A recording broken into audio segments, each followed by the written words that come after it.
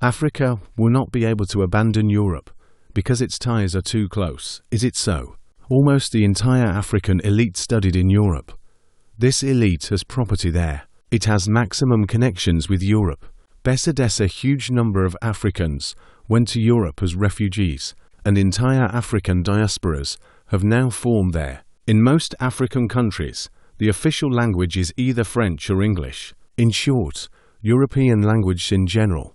The African continent has lived for centuries in the paradigm of being tied to Europe. Europe penetrated Africa to the point of interethnic marriages. So will Africa be able to give up all this in favor of some China or Russia, with which ties are much weaker? I regularly hear the opinion that no, it can't. Just like Russia cannot completely break away from Europe and finally turn to the east. They say, we are still largely European. Even from the point of view of language, Russian is an Indo-European language, and it is much closer to English and French than to Chinese and Vietnamese. This question, of course, is complex and multifaceted, but here is an example I would like to give. There are many countries near Russia that are also very strongly connected with Russia culturally, historically, economically, etc.